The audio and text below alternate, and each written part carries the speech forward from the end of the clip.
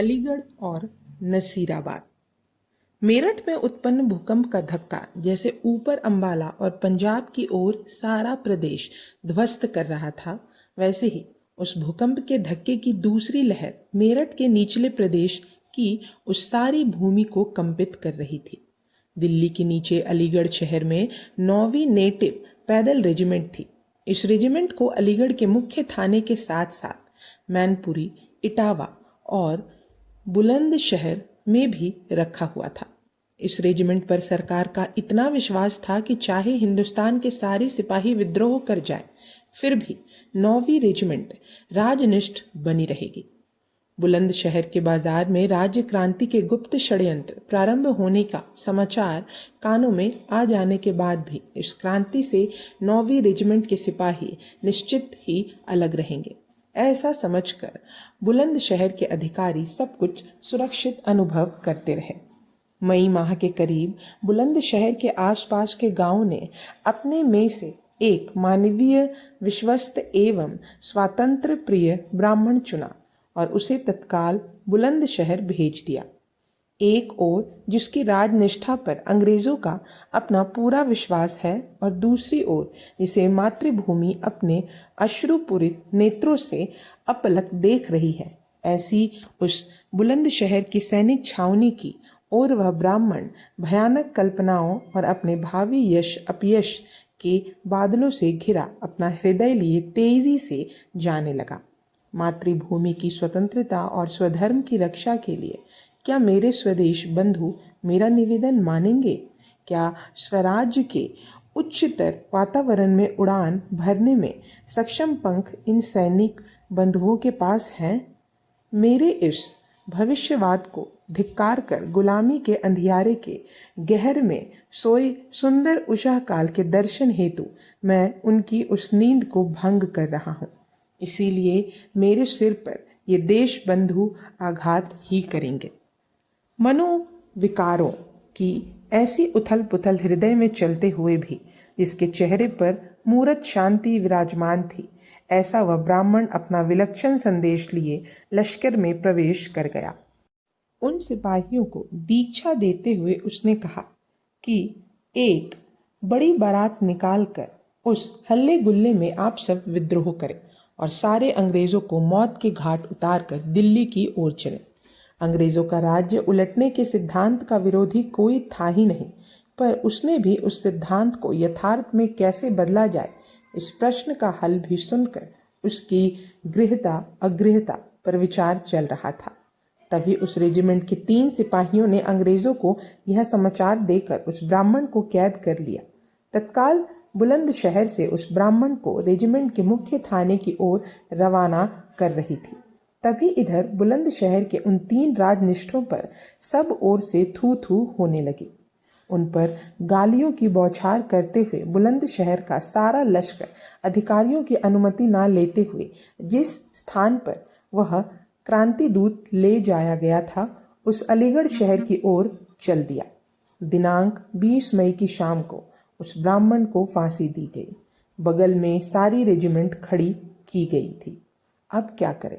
दिनांक 31 मई तक रुके तो ब्राह्मण निकलता नहीं, निकल ही गया है और फांसी पर उसकी मृतदेह प्रतिशोध का भीमत्स्व व्याख्यान देती लटकी हुई है।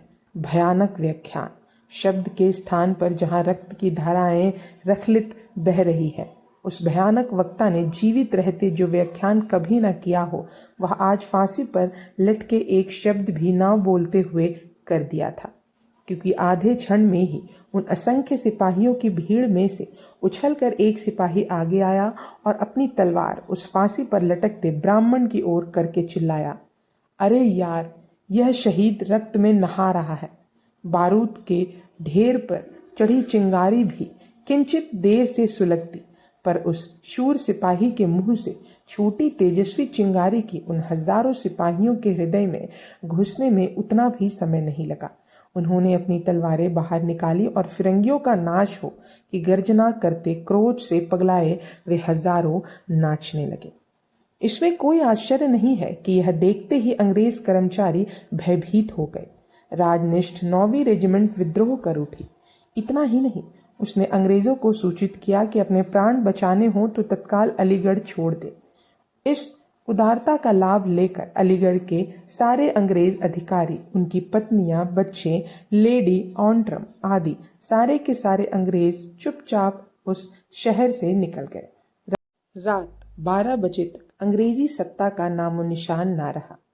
अलीगढ़ स्वतंत्र हो जाने का समाचार 22 मई की शाम को मैनपुरी पहुंचा। मैनपुरी में 9वीं रेजिमेंट का कुछ हिस्सा रहता था। यह पहले ही बताया जा चुका है। उन सिपाहियों के मन में क्या था, यह अलीगढ़ की ओर से बंधुओं के समाचारों से स्पष्ट है। मई की 10 तारीख को मेरठ में क्रांति होने के बाद अंग्रेजों से लड़े सिपाही राजनाथ सिंह के अपने गांव जीवंती लौटने का समाचार मैनपुरी के अधिकारियों को मिलने पर उन्होंने अपनी 9वीं रेजिमेंट के कुछ सिपाहियों को उसे पकड़ने के लिए भेजा, परंतु उन सिपाहियों ने राजनाथ सिंह को पकड़ने की जगह सुरक्षा के साथ उसे जीवंती के बाहर पहुंचा दिया और अंग्रेजों को सूचना दी कि जीवंती में राजनाथ सिंह नाम का कोई व्यक्ति रहता ही नहीं। सिपाही रामदीन सिंह ने आदेश की अवहेलना की, इसीलिए उसे कैद पर अंग्रेज अधिकारियों ने सिपाहियों के पहरे में अलीगढ़ भेज दिया, परंतु आधे रास्ते में आने के बाद पहरे के सिपाहियों ने रामदीन सिंह को मुक्त कर दिया। उन्होंने उसकी बेड़ियां काट डाली और वे चुपचाप मैनपुरी लौट आए। इस स्थिति तक पहुंचा वह नेटिव लश्कर केवल संकेत समय के लिए रुका हुआ था और उस एक निश्चित समय के पूर्व शत्रु को अपने पैर काट डालने का अवसर ना मिले, इसीलिए ऊपर से इतना शांत व्यवहार कर रहा था। यह 9वीं रेजिमेंट राजनिष्ठम गिनती हुई, परंतु ऊपर बताए गए ब्राह्मण के दौरे के बाद से सिपाहियों का ही नहीं अपितु अलीगढ़ की सारी जनता का गुस्सा अतिरेक की सीमा चला गया था। यह 9वीं रेजिमेंट अलीगढ़ में फैलते जा रहे असंतोष को दबाने जब शहर में भेजी गई, तब शहर से निकलते समय बाजार के खटिक और कसाई लोगों ने इन सिपाहियों से पूछा कि यूरोपियनों को कब मारेंगे और स्वतंत्रता के लिए कब उठेंगे। खटिक और कसाई भी जिसके लिए जल्दी कर रहे हैं, वह कृत्य अब भी टालना सिपाहियों को अच्छा कैसे लगे। और तभी अलीगढ़ का समाचार आया। रेजिमेंट के अन्य लोगों द्वारा विद्रोह कर देने के बाद अब केवल अपना ही रुका रहना निंदनीय है। यह देखकर मैनपुरी का लश्कर विद्रोह कर उठा। उन्होंने भी अलीगढ़ के अपने भाइयों की भांति अंग्रेजों का जीवन दान दिया। शास्त्रागार से शस्त्र और भरपूर गोला बारूद ऊंटों पर लाद कर उन सारे सिपाहियों ने 23 मई को दिल्ली की ओर तत्काल कूच किया। इसी समय इटावा की टुकड़ी में भी धुआंधार हो रही थी। इस इटावा शहर के मुख्य मजिस्ट्रेट डेनियल की सहायता से पड़ोस के रास्ते पर गश्त करने को एक चुनी हुई सेना तैयार की गई। 19 मई को मेरठ से आए हुए कुछ सिपाही इस सेना से मिले। वे मुट्ठी भर सिपाही शरण में आ गए और उन्होंने कुछ थोड़े लोगों के सशस्त्र पहरे में रखने का आदेश मिला।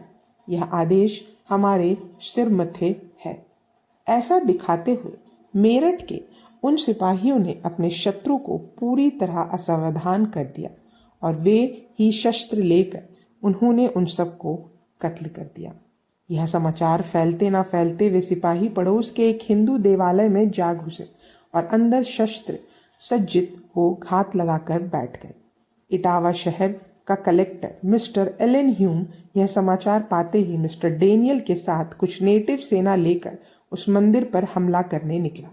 ह्यूम को यह विश्वास था कि उसके सिपाहियों के हमला करने के पूर्व उन विद्रोहियों को गांव वालों ने उनका सफाया करना छोड़ उनकी प्रशंसा करते हुए उन्हें ढेर सारी रसद पहुंचा दी थी। गांव वालों ने हमें धोखा दिया, पर कम से कम अपने साथ आए सिपाही और पुलिस तो धोखा नहीं देंगे, इस विश्वास से मंदिर पर सामने से आक्रमण करने आए ह्यूम साहब उन सिपाहियों को उनके मंदिर में छोड़कर इटावा की ओर भाग गए।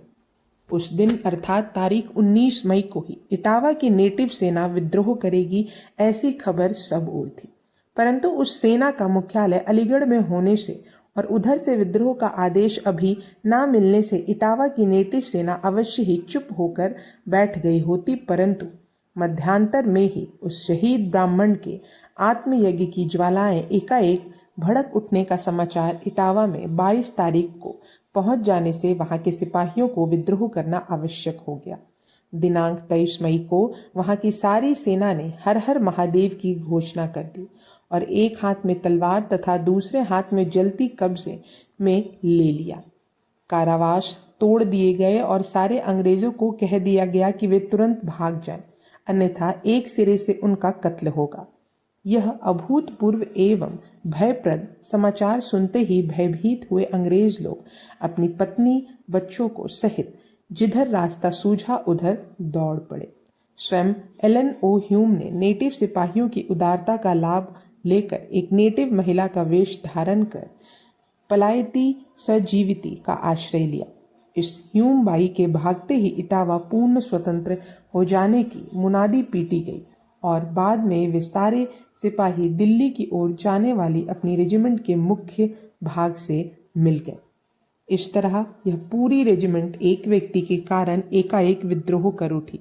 इतना ही नहीं अपितु खजाना लूटना, देश स्वतंत्र करना, विदेशियों को अपनी तलवार की नोक पर रहते हुए भी जीवन दान देना और बढ़ जाना, सारे कार्यक्रम का अभ्यास अलीगढ़, बुलंदशहर, मैनपुरी और इटावा जैसे दूर दूर के भाग में भी एक साथ करने दिल्ली का सारा नेटिव लश्कर विद्रोह कर दे, फिर भी वे विद्रोह नहीं करेंगे जिस पर यह विश्वास सरकार का था। वही रेजिमेंट कोई और नहीं उठा, उससे पहले तलवार निकाल कर उठ खड़ी हुई।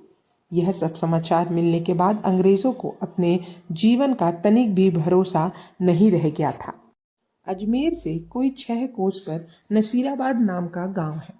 वहां अंग्रेज सिपाहियों की छावनी थी और वहां 30वीं नेटिव पैदल रेजिमेंट नेटिव तोपखाना पहले बम्बई, लांसर और मेरठ से वहां लाई गई।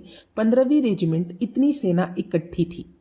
मेरठ से कुछ दिनों पूर्व ही लाई गई इस रेजिमेंट में अंग्रेजी सरकार के प्रति अति द्वेष और उसे उतार फेंकने की उत्कट लालसा पूरी तरह भरी हुई थी। मेरठ की गुप्त सभाओं में जो प्रस्ताव हुए वे सब आमने सामने नसीराबाद के सिपाहियों को समझाकर कहने को प्राप्त हुआ। यह दुर्लभ अवसर मेरठ के उन एक ज़हार राजनीतिक प्रचारकों ने व्यर्थ गवाया होता तो ही आश्चर्य होता। बम्बई लॉसर्स के कुछ गैर नेटिवों को छोड़कर सारा नेटिव लश्कर एकमत हो गया, क्योंकि उस दिन तोपखाने का प्रभाव बहुत ढीला हो गया था। अतः निर्धारित संकेत मिलते ही मेरठ की 15वीं रेजिमेंट ने पहले तोपखाना हथिया लिया। उसे वापस लेने बम्बई के लॉर्ड्सर्स के साथ अंग्रेज अधिकारी आगे बढ़े, परंतु कुछ ही देर में उस लॉर्ड्सर्स के सिपाही मैदान से भाग गए और उनके अंग्रेज अधिकारी प्रेत बनकर भूमि पर गिर गया। इतना ही नहीं, उनके शरीर के टुकड़े टुकड़े कर दिए गए। कर्नल पेनी, कैप्टन स्पॉटिस वुड भी इस लड़ाई में मारे गए। फिर उस शहर से आशा छोड़कर सारे अंग्रेज बोरिया बिस्तर लिए भाग खड़े हुए। विद्रोहियों ने खजाना अपने नियंत्रण में कर लिया और उनमें से सर्वसम्मति से चुने गए नेटिव सेनापति ने दिल्ली के बादशाह के नाम से सिपाहियों में इनाम बांटे। यूरोपियनों के घर जलाए गए। नसीराबाद स्वतंत्र हो जाने की घोषणा की गई। विद्रोहियों का 2-3 हजार लोगों का वह समुदाय अपने शस्त्र चमकाता लश्करी ठाठ से अपने स्वदेश नए सेनापति के अधीन लश्करी बैंड बजाता हुआ दिल्ली की ओर बढ़ चला। यह भाग यहीं समाप्त होता है। अब हम अगले भाग में जानेंगे रुहेलखंड के बारे में। तब तक के लिए धन्यवाद।